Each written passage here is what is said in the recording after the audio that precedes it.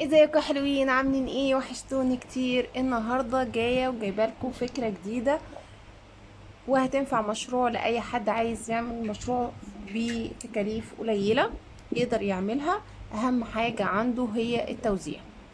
بصوا، دي الميداليات ممكن نعملها ونوزعها بالشكل دوت. ده شكل تاني. وهنعمل النهارده مع بعضينا شكل تالت كمان. ايه اللي احنا محتاجينه؟ كل اللي احنا محتاجينه معانا هي اول حاجة الدلاية بتاعة الميدالية وخيط اللون اللي انت تحبيه، وممكن كمان نستخدم بواقي الخيوط فيها. يعني مش شرط ان يبقى خيط كامل، لا ممكن نستخدم بواقي الخيوط الموجودة عندنا. طبعا احنا عرفنا ان ده هو الخيط المحلول. تمام. ممكن ينفع برضو بخيط مجدول، وممكن ينفع بخيط كردون، ودوت خيط سلسلة قط. يعني ينفع بمعظم الخيوط اللي احنا بنشتغل بيها، ممكن نستخدم فيها بواقي الخيوط. ايه كمان اللي احنا محتاجينه؟ هو الخرز. لو احنا عاوزين الشكل اللي احنا هنعمله النهاردة هنعمله بالاسم، فمحتاجين خرز بالشكل دوت. في خرز بيبقى الفتحة بتاعته اصغر من كده، طبعا مش هينفعنا. فالحجم ده هو الحجم المناسب. في منه الوان ابيض واسود، وفي منه الوان كتير جدا ومتاح جدا ومش مكلف خالص يا جماعة. ممكن تجيبي الكيس ب5 جنيه، في كيس منه فردانية موجودة ب5 جنيه. طبعا المتر ما بنستغناش عنه ابدا. وفرشة التسريح، ولو مش موجودة عندك ممكن تستخدمي اي مشط موجودة عندك، المهم يكون ضيق. وده فرع من فروع الورد، ده لتزيين كارد مثلا عشان يبقى الفينش بتاعنا شكله احلى واجمل. ودي كروت بتتباع عادي خالص، وممكن لو رحتي اي مطبعة تقصها لك كمان، وبتلزقي عليها اللوجو الخاص بتاعك. يلا نبدأ ونشوف هنعمل ايه مع بعضينا. انا حابة ان انا اشتغل باللون دوت. هجيب المتر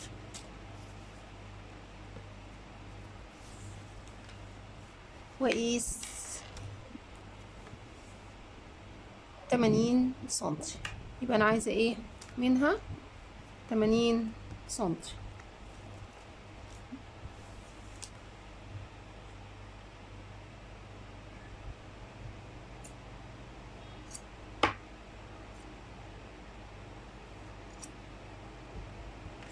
محتاج 3 فتلات، طول الفتلة 80 سنتي.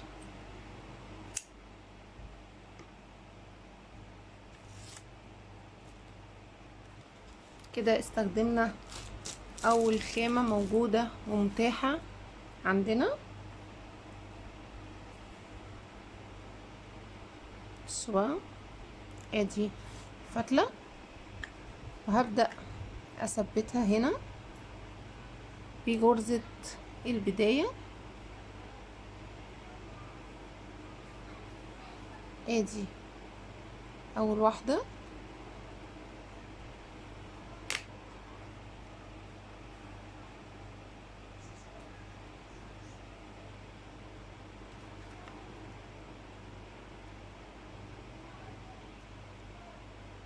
ادي التانية،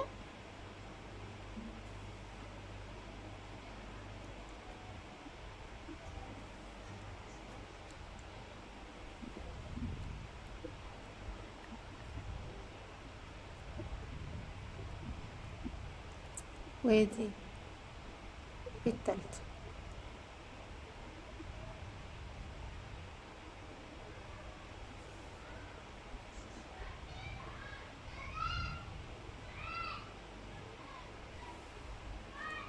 كده انا ثبت ال3 فتلات اول حاجة خالص. تمام. طيب عايزة اعمل الحروف اللي انا عايزة اعملها. هعمل ايه؟ هجيب فتلة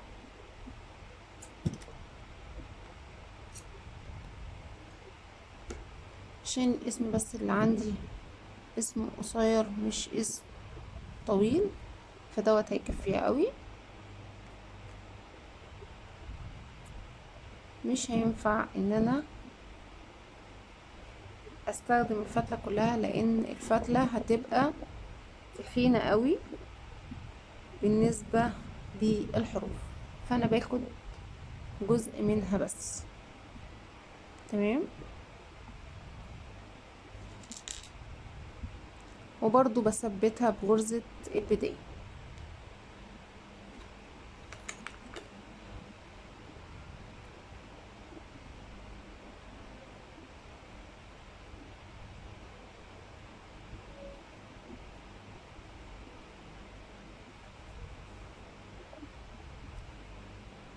كده تمام. ثبتها بغرزة البداية. هبدأ اعمل الخرز. هبدأ هنا بقى، انا هبدأ بالخرز والاسم اللي انا عاوزاه. بصوا، لا اما معاكي ابرة. بصوا بقى عشان نعمل خرز، لا اما عندي ابرة التنظيف اللي بالشكل دوت. طبعا فيها مقاسات، المقاس دوت كبير شوية عن الخرز اللي موجود عندي، حتى المقاس الصغير كبير. فالحل ان انا اعمل الطرف بلزق عشان يدخل معايا بسهولة.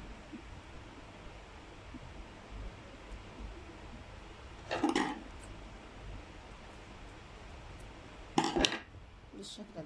يبقى انا عملت الطرف ده والطرف ده باللزق عشان يبقى سهل معايا.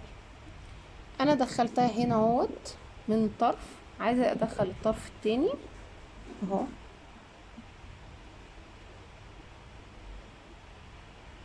طبعا زي ما انتم شايفين ان اللزق سهل عليا الخيط. بص بقى، ادي الطرف وادي الطرف واشد الطرف كده. عملت الحرف الاولاني معايا في الاسم. هجيب الحرف التاني بنفس الطريقة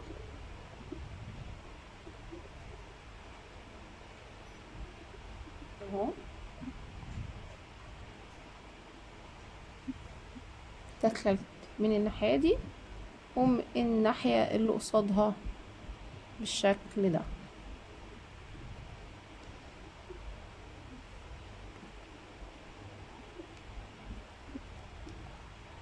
نفس الطريقة لغاية نكمل الاسم. طبعا الطريقة دي سهلة جدا.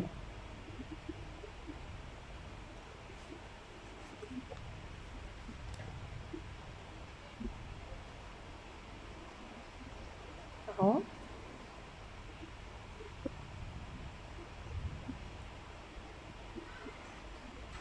كده خلصت الاسم. هبدأ اعمل عقدة.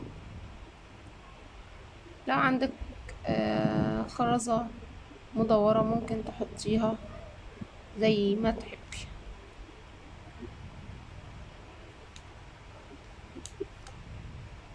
كده انا ركبت الخرز بتاع الاسم. عايزين بقى نشتغل.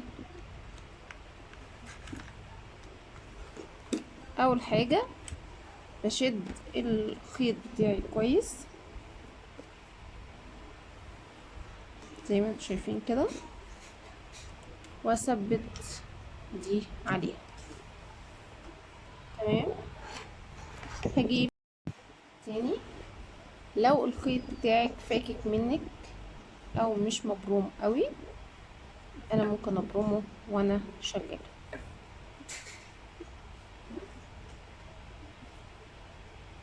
ادي واحد اتنين. كده عملت اول غرزة مزدوجة. هجيب التانية اهي فوقها فوق وادخلها من هنا تاني، بعمل حرف فور اهوت اهو بعد كل خيط شكل الفور اهوت وبشدها من هنا، يبقى كده تاني غرزة اتعملت معايا. بسيب دي واجيب الطرف الناحية التانية. كده انا جبت الطرف دوت واشتغلت عليه فتلتين. هجيب الطرف الناحية التانية واشتغل عليه برضو نفس الفتلتين. ادي واحد اهي صح كده من الناحية دي. ادي التانية، اجيب الفتلة التانية واحد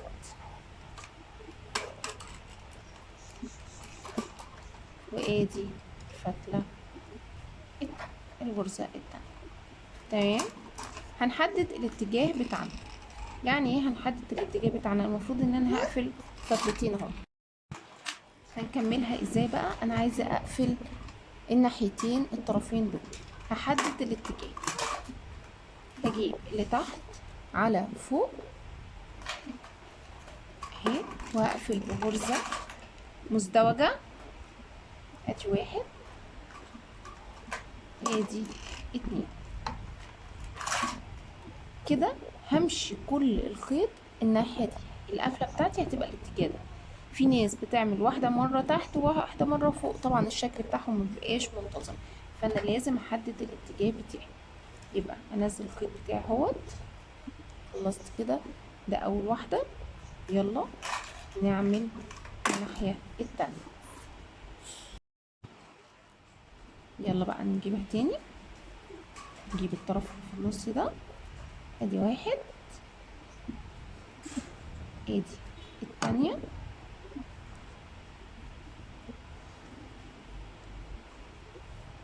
ادي واحد ادي التانية.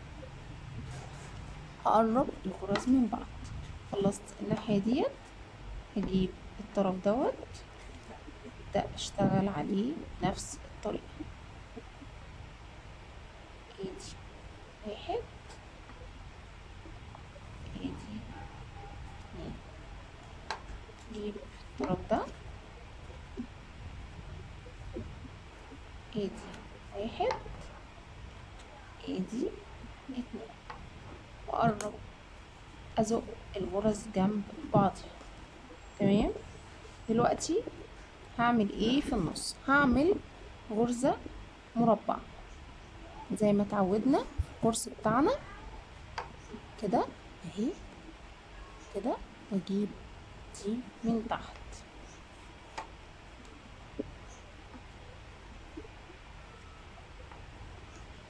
عملنا واحدة من الناحية دي، اعمل تانية من الناحية دي.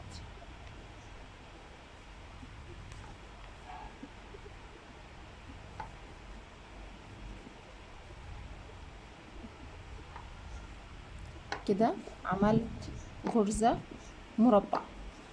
ارجع بالطرفين بتوعي واعمل غرز المزدوجة بالتبادل. ادي الطرف الرئيسي واحد اتنين ادي واحد اتنين. خلصنا هنا 3 فتلات دول. هجيب الفتلة اللي على الطرف ادي واحد ادي التانية. اجيب الطرف ده ادي واحد ادي التانية. تمام. هنقفل هنا اي اتجاه. احنا اتجاه اللي فوق جبنا اللي تحت طلعناه لفوق زي دي. ما اعملش العكس. تمام، عشان كلهم يبقوا في نفس الاتجاه القفلات بتاعتي. ادي واحد، ادي اتنين. تمام، شفتوا الشكل بتاعي منتظم. تمام، فينيش طبعا بتاع الشغل بيفرق جدا. يلا هنكمل بنفس الطريقة ديت. اتمنى لو وصلتوا لغاية هنا ما تنسوش لايك والشير والاشتراك في القناة لو لسه ما اشتركتوش، واللي لسه بيتعلم جديد في كورس مكرمية مجاني كامل على القناة.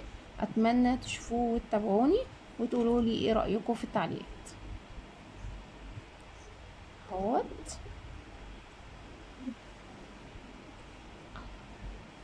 تمام، جديد.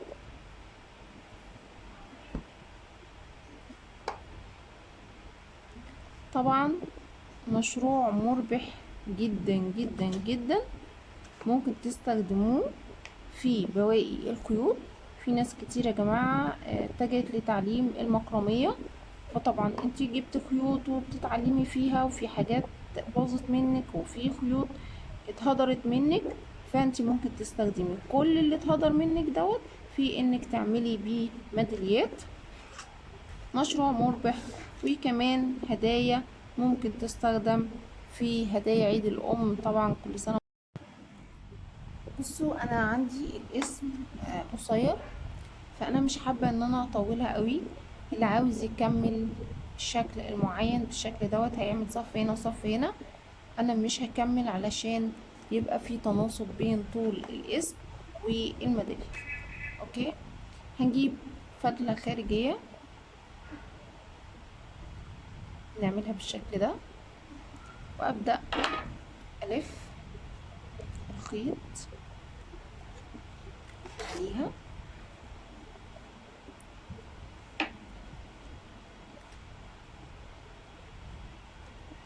زي ما انتم شايفين كده، وبعد كده هدخلها في الحلقة اللي انا كنت عاملاها في الاول اصلا، وابدأ اشد الطرفين دول.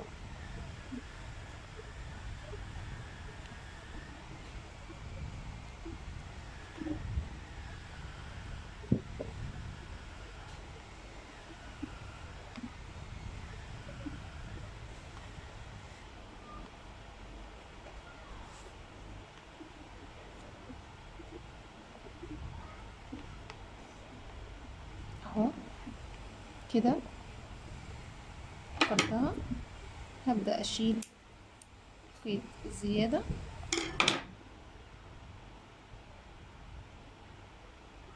وادخل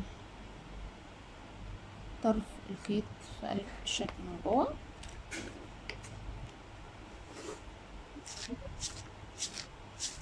عايزة اشيل الزيادات بالشكل ده،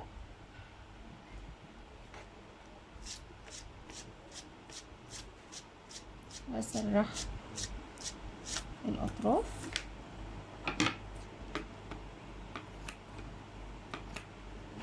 الميدالية بتاعتي خلصت. طبعا اهم حاجة الفينش او الشكل اللي هتتقدم بيه، سواء كانت هدية او للتوزيع. فممكن اضيف حاجات بسيطة جدا وهتفرق معانا في الشكل. تعالوا نشوف هنعمل ايه. ده كارت بيتباع عادي خالص، بطبع بلزق عليه ستيكر وابدأ اثبت الميدالية عليه. واي فرع ورد عندي سعره مبقاش غالي خالص، بأي شكل، وابدأ ازوق الكارت بتاعي او فرع زي ده